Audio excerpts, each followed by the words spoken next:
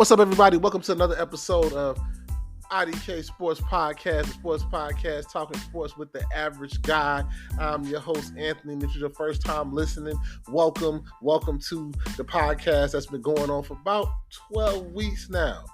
That's a long time, man. Started this on the whim, 12 weeks in, top is going, things are going good. So everybody that's been supporting me since day one, thank you. And if this is your first time listening, I appreciate it too. Don't forget to cut the notifications on so you can see every time that we drop. And don't forget to follow us on IDK Sports Pod 23 on Instagram and, DM us and see some other content on there too as well. Good episode this week. This week I got deep dive into the state of HBCU's football and sports programs as a whole because it's something that's near and dear to me, HBCU graduate. Parents, HBCU graduate, wife, HBCU grad, and I just want to see the sports program and football take it to that next level. And I'm, hashing out some of my grievances that I have and some of the solutions that I may have for it. Also, great week in sports. Had a recap at the end about some couple of upsets that we have this week, some conference championship pictures coming into the show, coming into the fold, and let's get to the end of the year football season and also the start of college basketball season with already about 3 to 4 good upsets this week. We'll get all into this episode of the show. So don't forget, we drop every Sunday. Follow us on Instagram. And if you're ready, let's get it. All right, so this week I wanted to talk about a subject that I've been thinking about talking about for a while. And now it just seemed like the right time to talk about it as the football season wears down. And we're starting to see some of the bowl game picture play out. Some teams that we thought were good and not good. Some teams that we didn't think were going to be that good are surprisingly good. And I'm really talking about college football more than pro football. But today, I wanted to talk about a subject that's near to me. And it is the state of HBCU football. And just a little background about me, like growing up in Greensboro, North Carolina, with two parents that attended North Carolina A&T State University. It was nothing bigger than on a Saturday morning of waking up knowing that you're going to an A&T football game. Getting to see the bands, getting to see the people, the crowds. I mean, that was like the highlight of the fall season, especially in that town. Even when they wasn't that good to when they were that good. Living in Greensboro and also going to James Benson Dudley High School right across the street. I mean, it made it even more. You go to the high school game Friday, and then you see the Saturday. You go see A&T play at Aggie Stadium. HBCUs have always been near and dear to me. I graduated from one. My wife graduated from one. My whole family have attended or graduated from one. So when I was growing up, I knew all about all the HBCUs. Really, I knew more about the HBCUs than the PWIs. I could about tell you any HBCU in any state that you live in. And that's why, I really follow it because it kind of brings me back to like when I was a child watching A&T games. Now growing up, graduate of Norfolk State University, watching Norfolk games. But I still keep in touch and looking out for other games. So today I want to talk about the state of HBCU football, okay? And where it's at, in my opinion, in 2023 and moving forward. So the state of HBCU football to me right now is delusional because of the prime effect.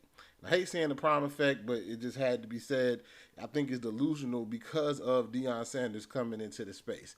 Not saying that it was a total bad thing why he came, but I will say it has made some of the fans and some of the people delusional of what they are, who they are, and what their conference might be, far as in the HBCU football landscape within the last 20 years, right? So I say it's delusional because now you got fans that's like wanting to fire coaches because of one bad game, think they supposed to win championships all the time. You're supposed to win the Celebration Bowl all the time, which is cool to be a fan and be happy about your team. But at some point, we got to be realistic of who your school is and what your school can afford to do. What Deion brought was unprecedented, right? He out talented most of the teams in the SWAC. Never won a Celebration Bowl, but out talented most of the teams in the SWAC. And that school in particular now has a delusional view of how good they are. Before Dion got there, they was 1-10 or 2-9. You know what I'm saying? So they have a 2-year stint of being good, and now you would think with them they've been good for forever. You know what I'm saying? And then they dog the traditional powers that's been good for the past 10 to 15 years, as of the North Carolina A&Ts, the Bethune-Cookman, the Southern, excuse me, the Gremlins. They kind of talk about them teams like they've been bad for forever. And really, is your team that hasn't been good since what? Haven't won the championships in '95? I mean, I was, 4 years old then. I'm 32 now. So I think it brought a state of illusion, especially for that team and for some other teams that's trying to compete on with that team. Like, hey, if you got to rebuild, you got to rebuild. If you're coming out of COVID and your school doesn't have the resources, then you have to. Some teams had to rebuild. Like, it's not a shock to me that Alcorn is about to be in the SWAC championship. It's not a shock to me that FAMU came to the SWAC and is winning the SWAC. A team that hasn't won anything in the MEAC. But let them tell it, they've been running the MEAC. It hasn't happened in like 40 years. Back when my dad was in school. And again, like, I think we get happy in the surrounding things, right? And we talk about the history. And this is the HBCU as a whole, not just in football. Sometimes we get so caught up on history that we don't talk about innovation and moving forward, right? Like I said, resources. Resources is another thing that people have to realize with HBCU sports. Some schools have it. Some schools, even though they're severely underfunded by the government, have resources to present to their teams, especially the football, because football is the moneymaker. I know people don't like to hear that, but football is the moneymaker. Football is what funds other things. Football is what brings casual students to your school. Winning championships bring students to your school. Yes, it is an academic institution. I would never take that away. Yes, it is an opportunity for young African American and minorities, and really all people now, because affirmative action is done, but all people now to get an education. But the way this stuff is funded is by the 15 to 20,000 people paying $35 a head to come see the football team, right? And the bands, right? So some of these schools have resources to put into it. Some don't, which brings up the dilemma: is some of y'all really care about football, or some of y'all don't? I think we have a lot of people masking as football fans that's really not football fans. They're really band fans, or what's the word? Entertainment fans or event fans. Homecoming, you get so many people to come out for homecoming, but you can't get people to come out for a game, a conference game, even when you're winning. Some schools can't.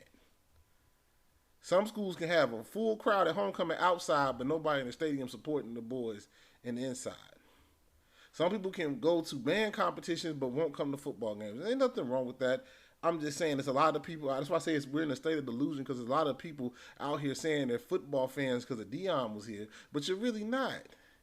You're really band fans and event fans. You want to see an event. You want to see the band. You don't really care about how the football is played or what kind of football is played. Half of y'all don't even know the final score of the games when y'all come to the games. Let's just be honest. Right? Tennessee State right now is 6-3, I think. Has a chance to make the playoffs for the first time in, I want to say, 15 years. And they can barely get 10,000 people to come to their games in Nashville, Tennessee. And I know it's alums and I know it's community out there that want to support the HBCU, but you don't want to support the football team? How you think stuff get paid for? How you think the non-athletic sports get paid for? So you can have a baseball team, so you can have a soccer team, so you can have a lacrosse team, so you can have a bowling team, So you can have a cross country team. So you can have a track and field team. Them sports don't generate money. Football, men and women's basketball are the only sports that generate money. That's why them coaches get fired first. There's some people that have had bad track field teams for years, and the same coach is still there. But some teams won't let their football team go down because that is what brings students and money to the school. And that brings up my other point of, do we really care about football? Like this year has really shown that we really didn't care. To my eyes, I thought people cared more than they did, but it really showed me that people really don't care. People don't care that we have games on ESPNU and we only get 28,000 people to watch the game on a Thursday night. And always the excuse is, oh, it's on ESPNU. That isn't normal. ESPNU is normal. I have Hulu streaming. It came with ESPNU on the basic package. YouTube TV comes with ESPNU. You know what I'm saying? And even if it doesn't, it comes on ESPN Plus, which is like $7 a month. But y'all will pay for Paramount Plus. You'll pay for all your outfits for homecoming.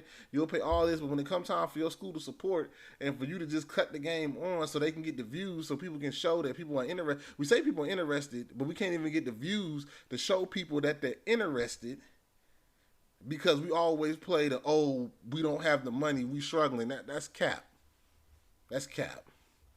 I'm a 32-year-old man married with a kid that lives in Tidewater area of Virginia, and I can afford $7, and I don't have no great job.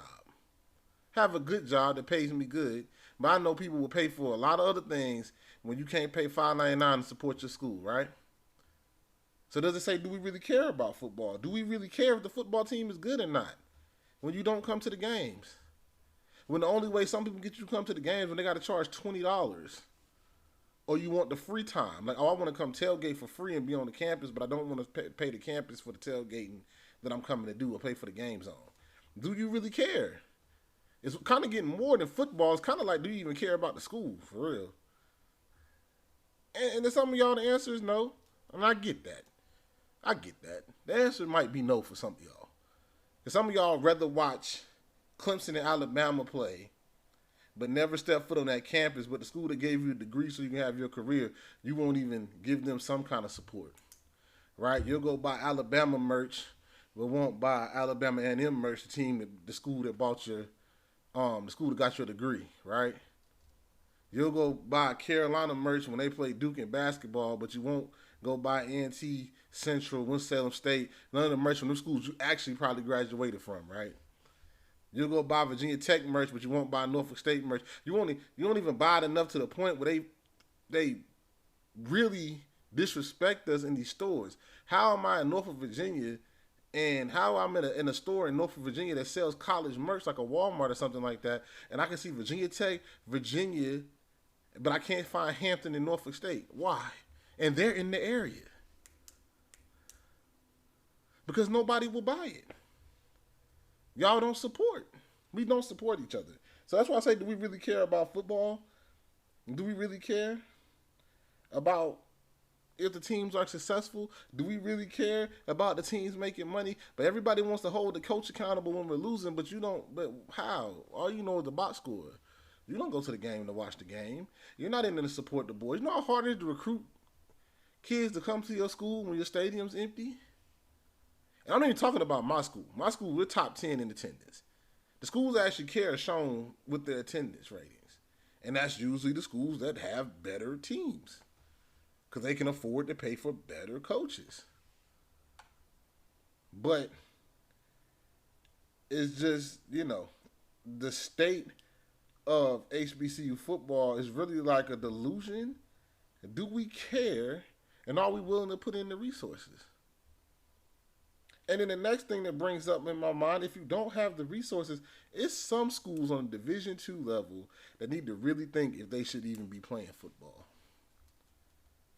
I'm not going to call out any names because I don't want to embarrass any schools, but some people, if you know or been in the space, you've read the articles of some schools that can't even secure a practice field, can't even secure insurance for the team to practice on a high school field.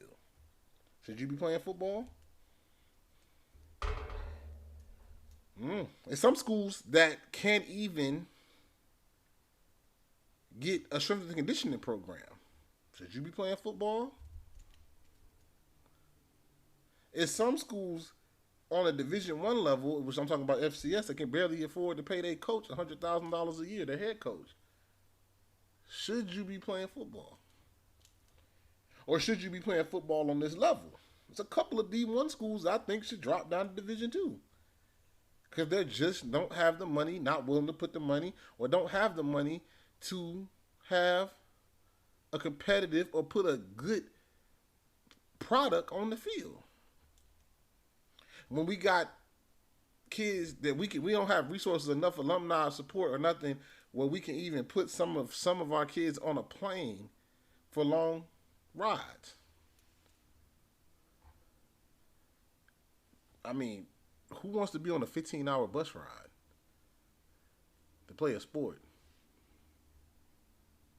Like, you can't charter a flight, you can't get with a sponsorship and get a flight, and I do put some of the onus on some of the conference on the conference.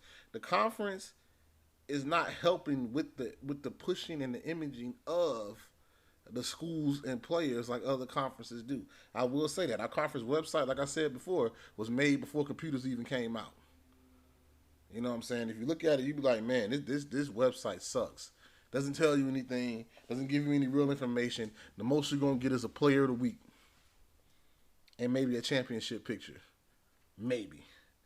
But it's some schools that either you don't want to have the resources, or you don't want to use your resources, or you don't have the resources to play this sport at a high level. So it's okay if you can't play football, just say, hey, we can't do football.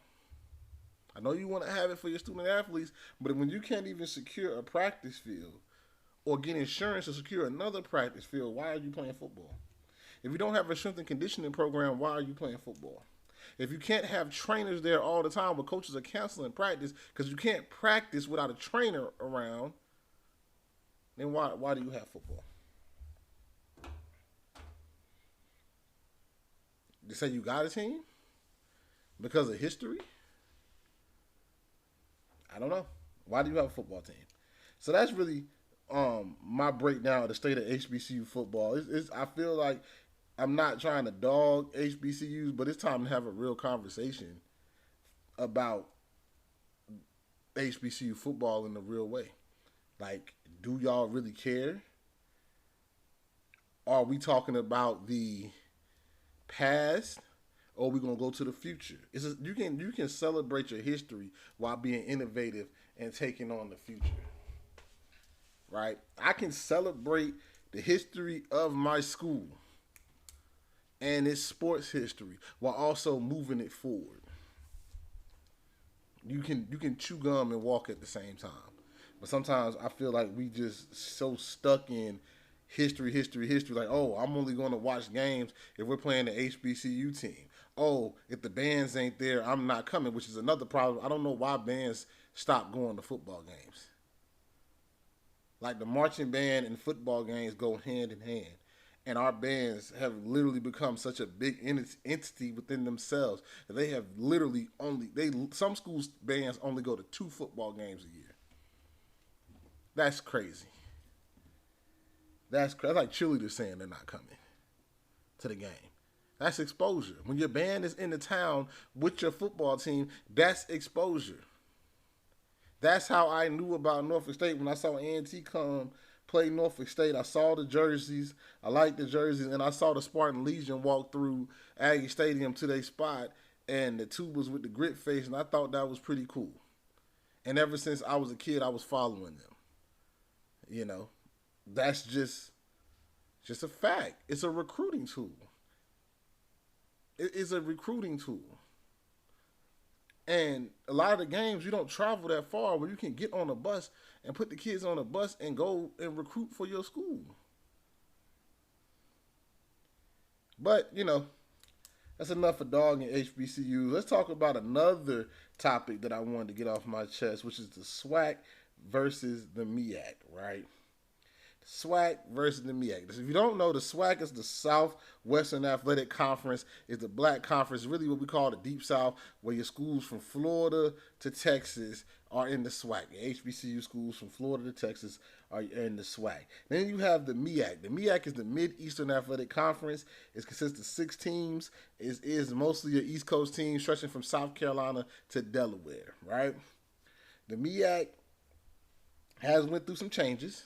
And now, since we lost some teams, really 3, well, 4. We lost 4. 2 were unexpected. A&T and Hampton, I think, caught people by surprise, but nobody really was surprised that FAMU and Bethune left. It was kind of hard for them to travel. The way they're set up geographically, it was better for them to be in the SWAC. So, kind of once after A&T left, we figured that FAM and Bethune would be leaving pretty soon after. But let's break down the SWAC and the MEAC, right? This goes back to my delusion of the state of HBCU football. Ever since Dion came around, you would think the SWAC has dominated the MEAC every year for the past 20-something years, right? You would think that the SWAC was the premier black college football conference. Well, they're not. Okay, I know it's going to hurt some people's feelings. I know some people going to get at me that listen because they're SWAC fans, they're schools in the SWAC. They're not the premier conference, and I'm going to tell you why. First off, let's just go to the stats, right? Everybody want to bring out stats nowadays. Let's go to the stats, right? The biggest stat is after 7 years of the Cricket Celebration Bowl, the MEAC has won the Celebration Bowl 6 out of the 7 times.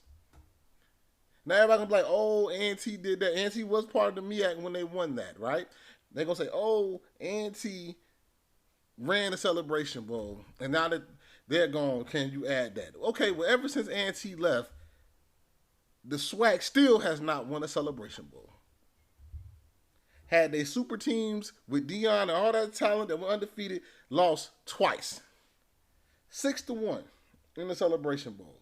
Another stat, the MEAC leads the MEAC SWAC Challenge 11-6 when 11-6 in the MEAC SWAC Challenge. The MEAC SWAC Challenge is the first game of the season where a team from the MEAC, a team from the SWAC get together and they play at week 0.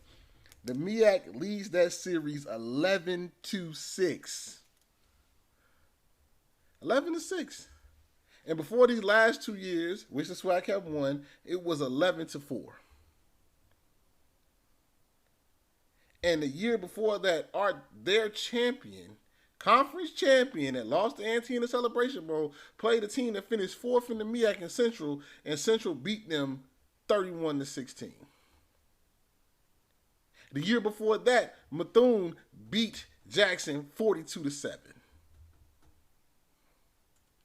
So the MEAC SWAC Challenge and this Cricket Celebration Bowl have been dominated by the MEAC, right? But, oh, Anthony, that's head-to-head. What about some other stuff? Let's talk about the MEAC has more out-of-conference wins against FCS teams than the SWAC. The SWAC only has 5 out-of-conference wins against other teams, FCS, which is on their level, since 2010. That's 13 years. You have 5 wins against other FCS opponents. Contrary to the MEAC, who over that same span over FCS opponents has a even record against FCS opponents. 500. 11-11. 22 games played. There are 11-11. 500 wins. So that means to tell me that one conference challenges itself and wins against other FCS opponents while another conference plays them, loses, or they don't play them at all.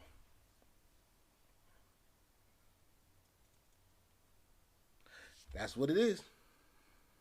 But no, Anthony, you're just biased because you're MEAC, whatever. Let's talk about other wins. Since 2010, the MEAC has 7 wins over FBS teams. That's the division up that has more scholarships and everything. They have 7 wins against FBS teams.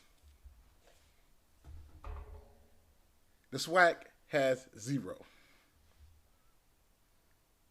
I couldn't even find it. One said the last win was in 1986 when Grambling beat Oregon State in Shreveport, and another one said might have been in '91. But hey, that's since 2010. That's 13-year span. 7 wins against FBS teams. The MEAC currently has the most pros in the NFL as well. There's another nugget to put out there. So when we talk about the differences between the two conferences, it's crazy to me how people think that the MEAC has just been dominated by the SWAC, and the SWAC is this stronger conference. Y'all stop playing in the playoffs and only playing the SWAC championship game. Since 95, y'all been just doing SWAC championship games. And then when y'all do get a team get an at-large bid, y'all haven't won one in God know how long. The MEAC has won one previously. And then FAMU has won the national championship, which, we're part of the MEAC.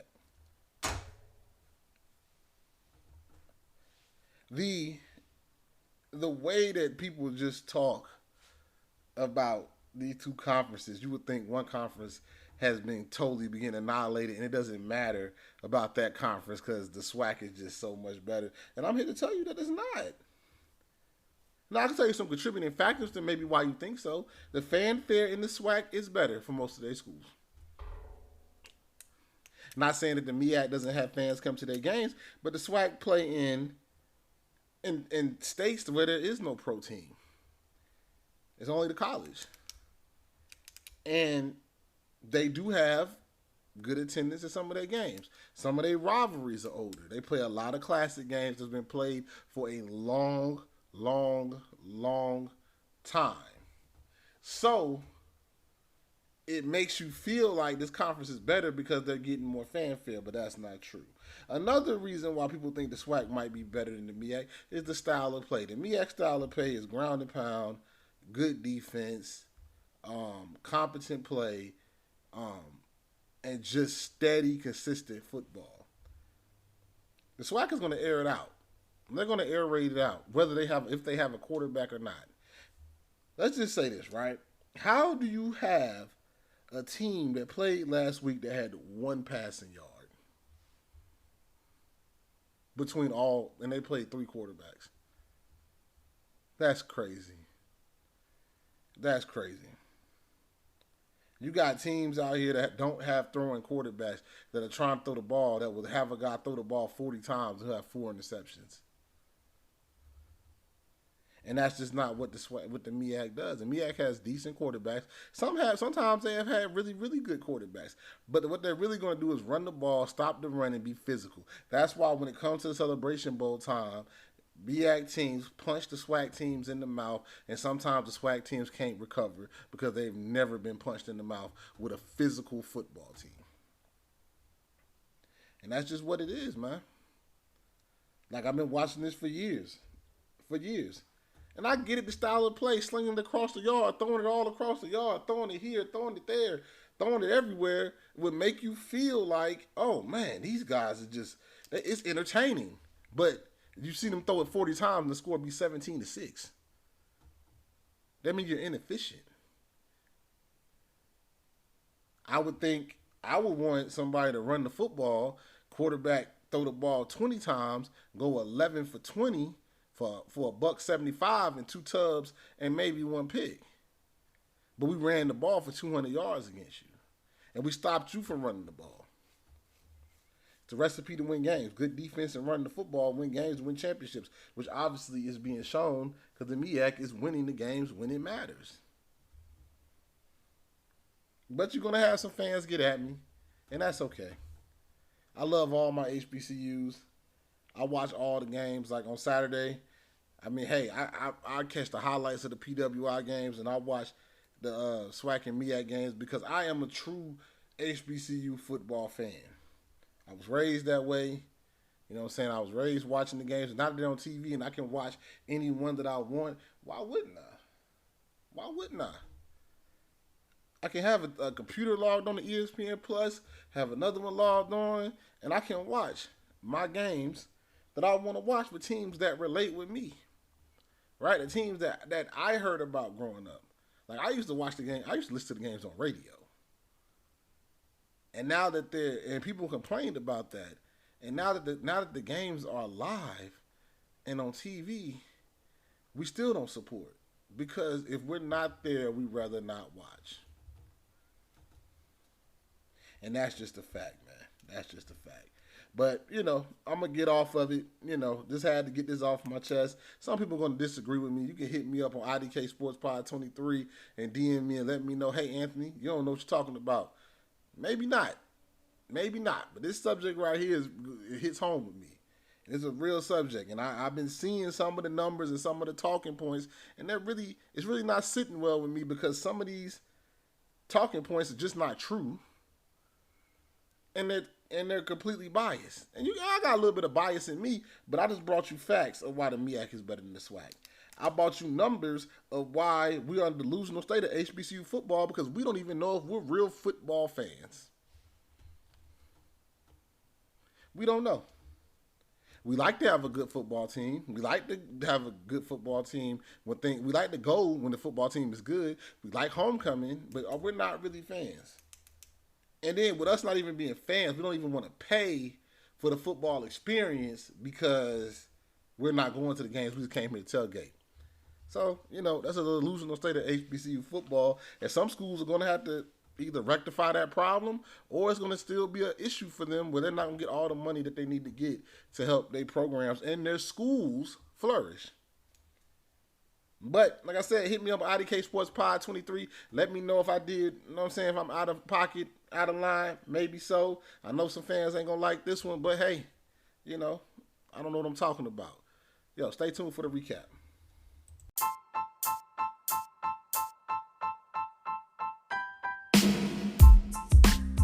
What's up, everybody? Welcome to another episode of IDK Sports Podcast, the sports podcast talking sports with the average guy. I'm your host, Anthony. If it's your first time listening, welcome to the podcast that's been going on for about 12 weeks now. That's a long time, man. Started this on the whim, 12 weeks in, topics going, things are going good. So everybody that's been supporting me since day one, thank you. And if it's your first time listening, I appreciate it too. Don't forget to cut the notifications on so you can see every time that we drop. And don't forget to follow us on IDK Sports Pod 23 on Instagram and, DM us and see some other content on there too as well. Good episode this week. This week I got deep dive into the state of HBCU's football and sports programs as a whole because it's something that's near and dear to me, HBCU graduate.